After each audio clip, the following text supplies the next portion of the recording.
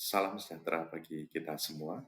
Dalam video ini, saya akan menjelaskan pembelajaran pada mata kuliah metode analisis perencanaan pada program studi perencanaan wilayah dan kota Institut Teknologi Nasional Yogyakarta.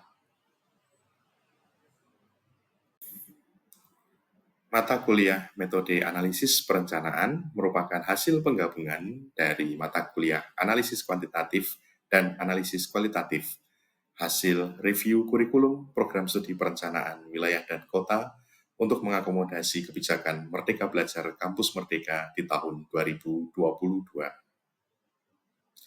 Dalam video ini akan dijelaskan proses pembelajaran dalam mata kuliah metode analisis perencanaan pada konten teknik analisis data kuantitatif.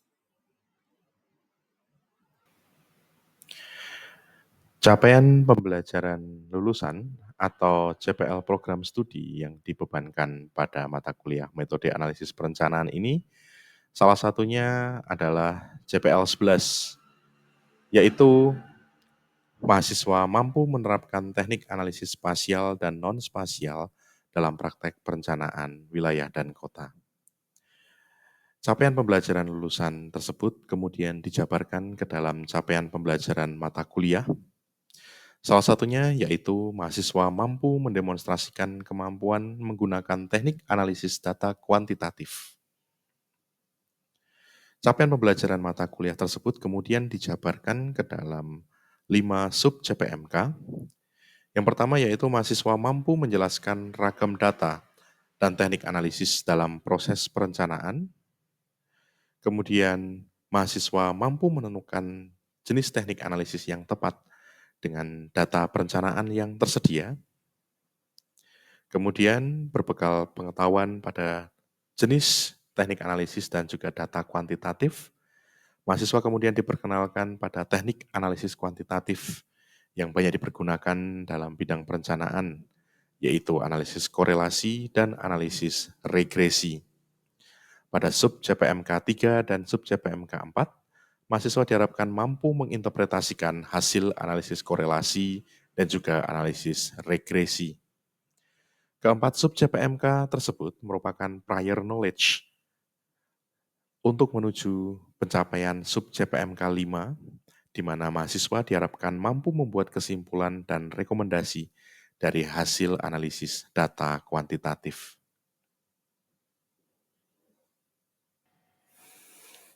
Apabila dikaitkan dengan taksonomi Bloom, maka sub CPMK 1 dan sub CPMK 2 diharapkan membantu mahasiswa mencapai level kognitif 2 dalam taksonomi Bloom, yaitu memahami.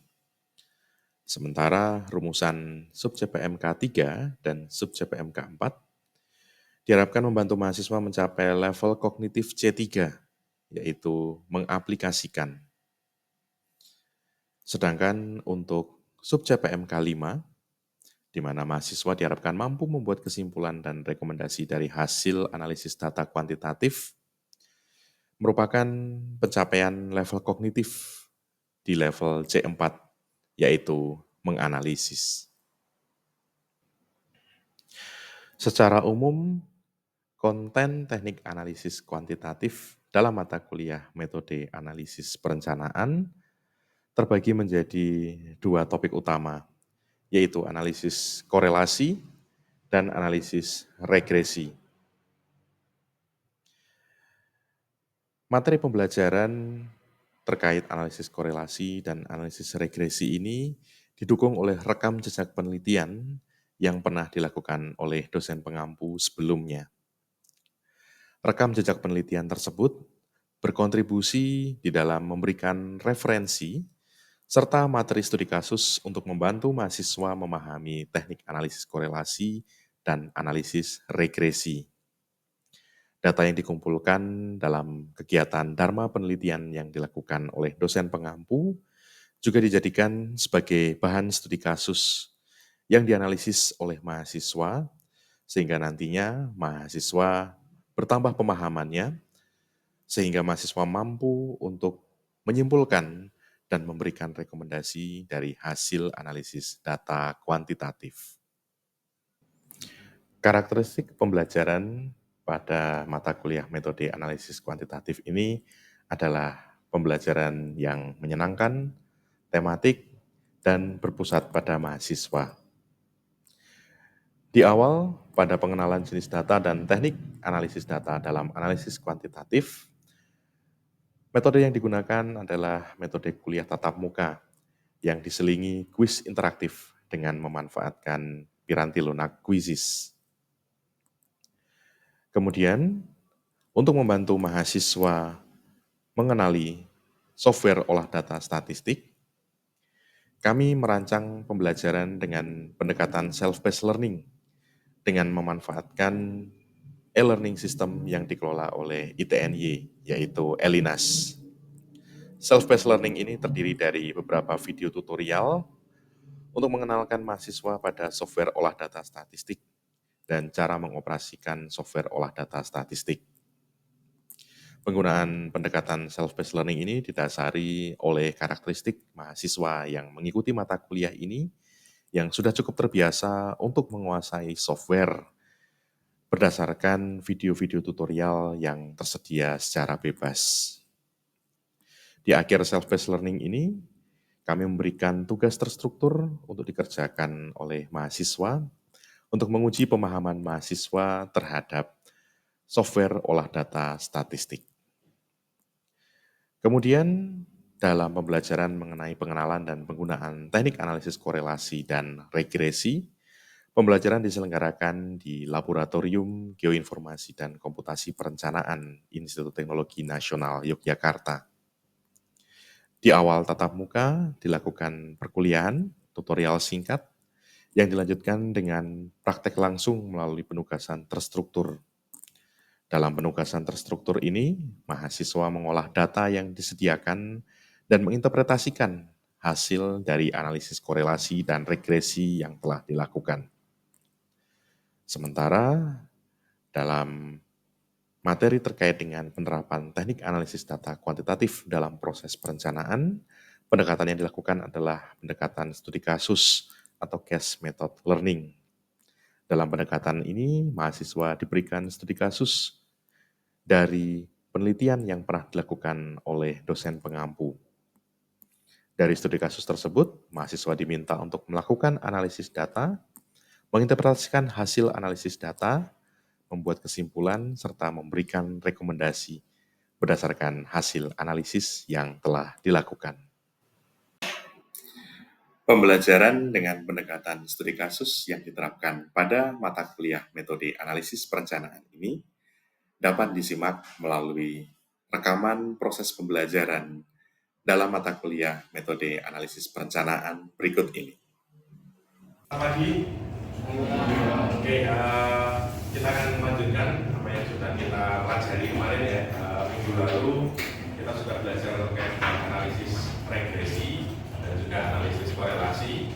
Nah, di pertemuan kali ini kita akan mencoba berlatih menerapkan analisis regresi maupun analisis korelasi nantinya dalam kasus-kasus real ya, di dalam dunia perencanaan. Nah, kita akan menggunakan studi kasus. Ya. Kita akan menggunakan studi kasus untuk membantu ya, teman-teman mahasiswa memahami bagaimana peran data ini dalam proses perencanaan. Oke, nanti teknis pelaksanaannya begini teman-teman. Teman-teman nanti akan mendapatkan masing-masing satu studi kasus. Ya. Ada 3 studi kasus yang saya persiapkan dan masing-masing nanti akan diuji akan mendapatkan studi kasus yang mana. Kemudian nanti teman-teman mempelajari terlebih dahulu studi kasus yang diberikan. Ya. Dan teman-teman juga bisa mendiskusikan studi kasus yang teman-teman dapatkan bersama teman-teman yang lain yang mungkin dapat studi kasus yang sama. Jadi teman-teman bisa memahami kasus yang diberikan bersama dengan teman-teman yang lain. Kemudian apabila teman-teman mengecek di Elinas, saya sudah share di Elinas, saya sudah share 3 set data. Ya.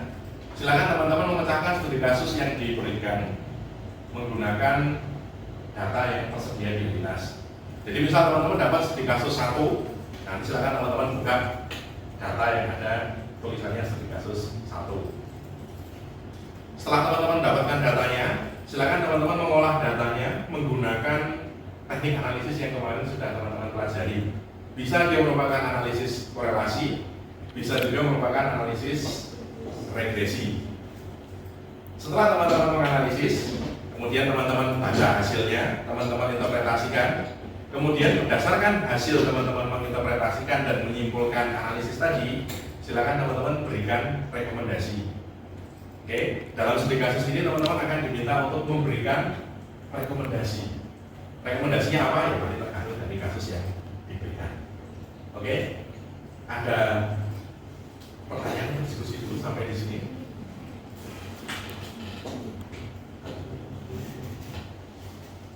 Oke, kalau nggak ada pertanyaan atau diskusi, saya akan mengundi. Ya, saya akan mengundi untuk di kasus yang akan teman-teman dapatkan. Seperti biasa kita akan pakai spin wheel ya. Kita akan pakai spin wheel untuk mengundi ya, studi kasus yang akan teman-teman dapatkan. Emmanuel Riwaryanto. Silakan klik spin wheel.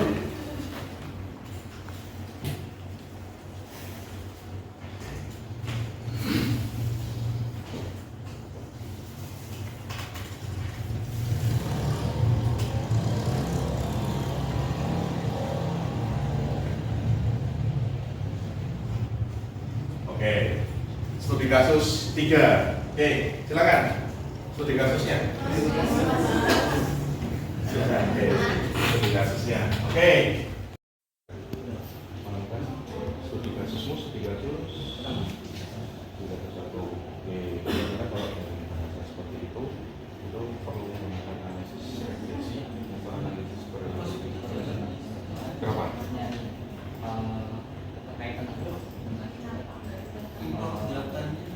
Berapa keterkaitan merokok, pemakaman dan lain-lain, prediksi, kemarin ini sama dia dari apa itu, banyak ini berarti angka ini turun, dari itu korelasi. Korelasi nanti pakai yang square atau pakai korelasi kecil. Soalnya ini data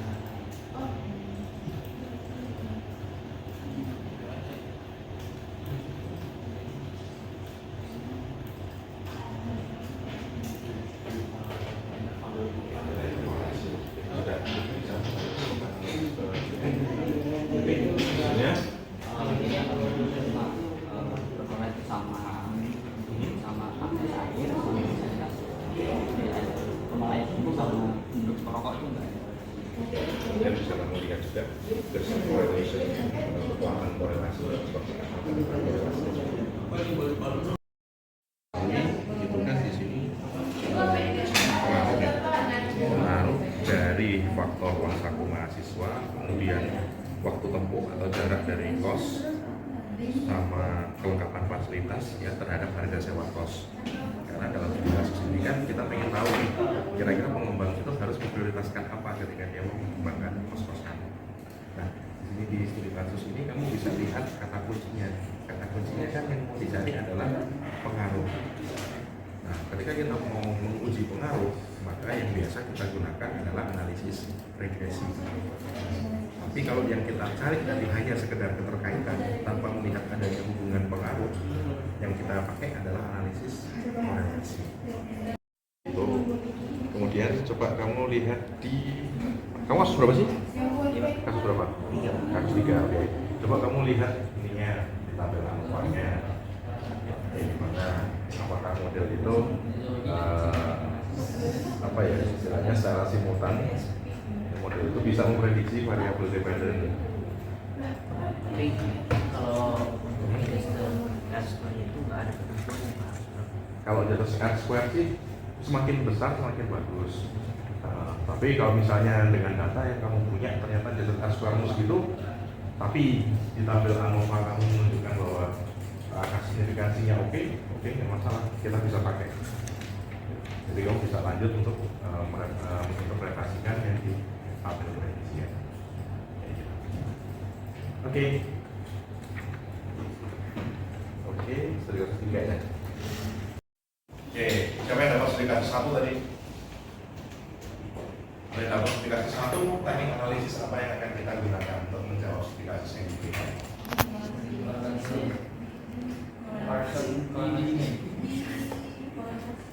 Oke, analisis korelasi bivariat.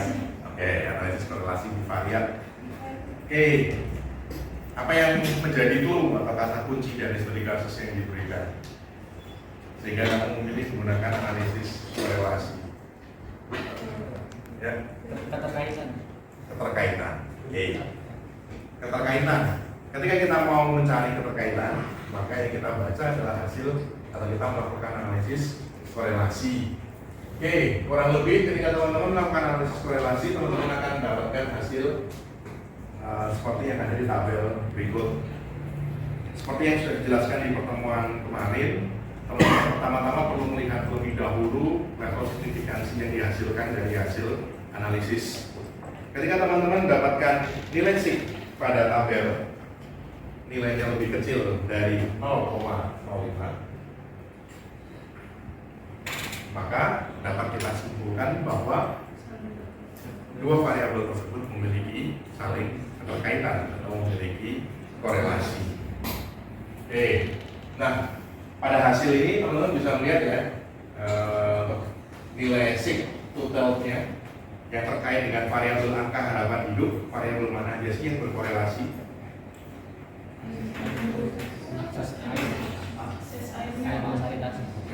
Akses terhadap air bersih dan juga persentase rumah tangga yang memiliki sanitasi layak. Sehingga dari hasil analisis kita bisa menyimpulkan bahwa dua hal ini, akses terhadap air bersih dan juga sanitasi layak merupakan dua hal yang patut untuk diprioritaskan. Karena dari hasil analisis korelasi kita melihat bahwa dua hal itu merupakan hal yang sangat terkait dengan angka harapan hidup. Sehingga kita bisa merekomendasikan dua program. Nah kemudian mengenai bagaimana sih cara menuliskan hasilnya. Ini saya mengambil salah satu contoh yang teman-teman sudah kerjakan. Di sini teman-teman bisa menjelaskan dari hasil analisis mana yang memiliki korelasi yang erat atau korelasi yang kuat.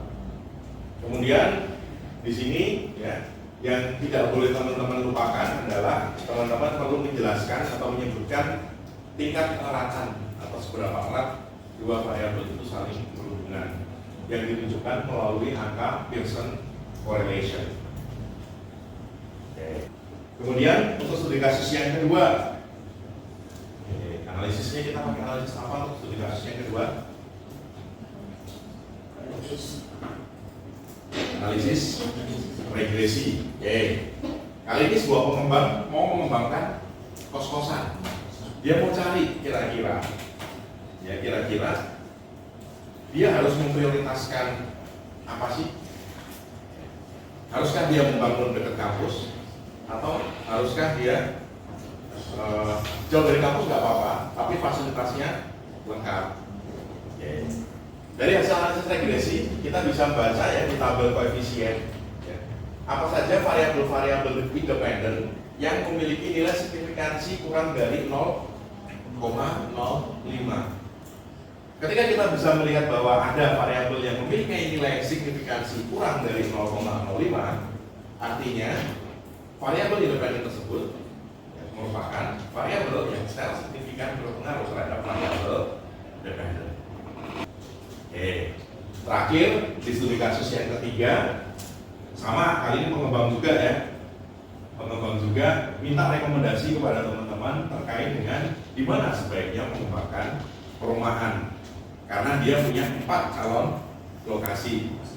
Yang satu dekat dengan kampus, satu dekat dengan rumah sakit, satu dekat dengan SD, atau dekat dengan terminal. Dia ingin mengembangkan di lokasi yang kira-kira nantinya dia bisa jual dengan harga tinggi atau harga mahal. Nah, di sini kita menggunakan analisis apa kira-kira? Regresi. Dari analisis regresi kemudian kita tahu bahwa variabel yang berpengaruh secara signifikan terhadap nilai properti hunian adalah variabel jarak kampus dan jarak ke rumah sakit. Karena hanya dua variabel ini yang memiliki nilai C kurang dari 0,05. Tapi kalau jarak rumah sakit itu Pak, dia makin jauh dari rumah sakit maka harganya juga semakin tinggi. That's it. Next yang harus kamu lihat adalah pada kolom B, unstandardized coefficient. Kita lihat bahwa di sini ada dua variabel yang memang secara signifikan berpengaruh terhadap harga properti. Yang pertama adalah jarak ke kampus, jarak ke rumah sakit. Yang satu memiliki nilai memiliki nilai koefisien negatif. Yang satu nilai koefisiennya positif. Untuk variabel jarak ke kampus, semakin jauh dari kampus harganya semakin rendah. Sementara kalau dari jarak ke rumah sakit, semakin jauh dari rumah sakit harganya malah semakin tinggi. Nah, dalam kasus ketiga ini, calon lahan yang dimiliki oleh si pengembang kan, yang satu dekat kampus, yang satu dekat rumah sakit. Nah, dengan demikian, kamu bisa merekomendasikan karena berdasarkan hasil analisis regresi menunjukkan bahwa semakin dekat ke kampus itu harganya semakin tinggi, sementara semakin dekat ke rumah sakit harganya malah semakin rendah. Kamu bisa merekomendasikan kepada si pengembang dalam studi kasus ini untuk memilih lokasi yang lebih dekat dengan kampus. Jangan lupa ketika kamu mengulas hasil regresi untuk menyebutkan nilai SIK dan juga nilai koefisien. Oke. Ada pertanyaan sampai sejauh ini? Oke. Ya, saya lihat di Elinas seluruh yang hadir di kelas ini sudah mengerjakan dan sudah mengumpulkan. Ya, ada satu dua yang belum, nggak apa-apa. Nanti silakan setelah kelas ini bisa teman-teman kumpulkan. Dan hasilnya saya rasa sebagian besar teman-teman sudah cukup memahami terkait dengan bagaimana menggunakan data kuantitatif dalam proses perencanaan. Kalau masih ada diskusi atau pertanyaan, silakan bisa ditanyakan.